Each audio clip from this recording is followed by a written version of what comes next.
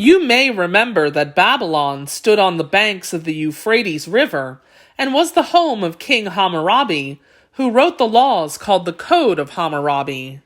Well, many years after Hammurabi ruled Babylon, there was another famous king in Babylon with another long name.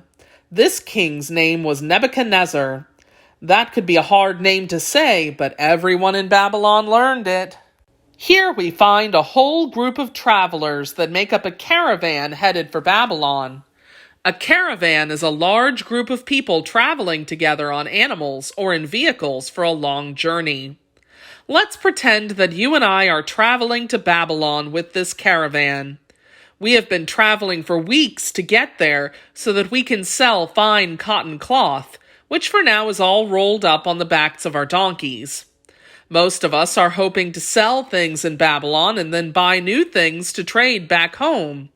There are guides and guards to lead us through the desert and protect us from bandits or thieves along the way. Some of the travelers actually come from Babylon, including a merchant named Eli, with whom we have become friends. Eli has been away from home for months, and he is glad to be getting home to Babylon. As we approach the high walls of the city, you tell him, "I have seen lots of cities with walls, but I have never seen a wall as big as this one." "Yes," Eli tells us proudly, "it is about 16,000 cubits long, so it can go all the way around Babylon." A cubit is an ancient unit of measurement based on the length of your forearm from the elbow to the tip of the middle finger. The wall is so strong and wide that soldiers have room to turn their chariots and horses around on top. Chariots are two-wheeled or four-wheeled horse-drawn vehicles used in ancient times. The Mesopotamians invented wheels. But wait a few minutes and you will see one of the loveliest sights along that wall. A few minutes later, up ahead we glimpse a tall, wide gate in the wall. Blue glazed bricks cover the gate, glittering in the bright sunlight. That is the famous Ishtar Gate, Eli tells us. Our king had it built, then named it for one of Babylon's goddesses. Half an hour later, soldiers at the Ishtar Gate allow our group to enter, and we find ourselves walking on streets made of stone. This feels strange after the weeks we have spent walking on the shifting sands of the desert. Large statues stand every so often along the sides of the street. Look, the statues are made of gold. As we continue on our way, we pass marvelous palaces and busy shops filled with things to buy. Tomorrow we will take our cloth to one of the shop owners who has promised to buy it. Our friend Eli has invited us to dinner at his home tonight. You are lucky, he says. The windows of the inn where you will be staying look out upon the most amazing sight in all of Babylon. Do you mean the famous gardens? I ask. Yes, Eli replies.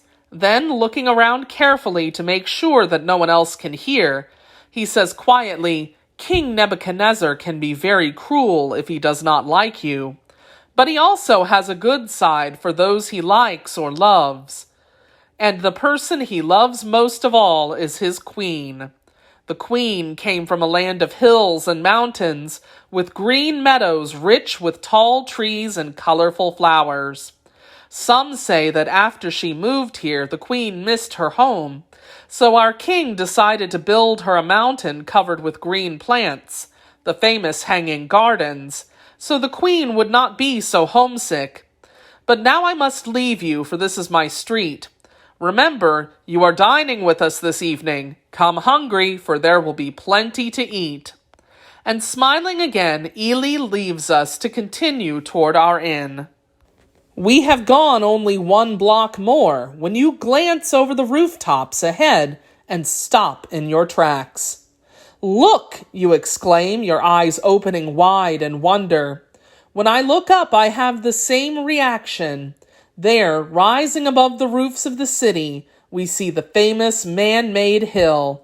Many stories high, it is a series of level platforms built one on top of another and connected by ramps and stairways.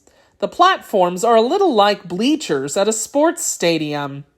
Narrowing in size the higher you look, the platforms are almost completely covered with trees, vines, and blooming flowers.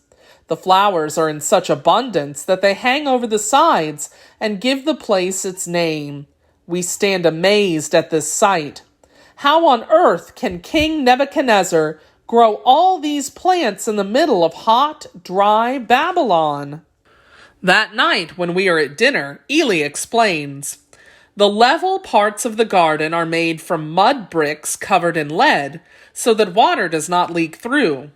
Workers had to carry up the tons of dirt to cover these parts, and then they set all the plants in place. The water for the plants is lifted up in buckets attached to a long chain. This chain runs around the edges of the two great wheels, one at the bottom of the building and one at the top. Workers turn these wheels with cranks, and the buckets dip into a pond of water at the bottom that is filled from a river nearby. As the wheels keep turning, the buckets become full and are lifted up to the top of the chain, where they empty their contents into another pond. From this pond, channels direct the water down to the different garden levels and out among the plants. I tell Eli and his family, I am amazed at how clever all this is and how rich King Nebuchadnezzar must be. But you ask, and does his queen like it? Eli just smiles at us and says, wouldn't you?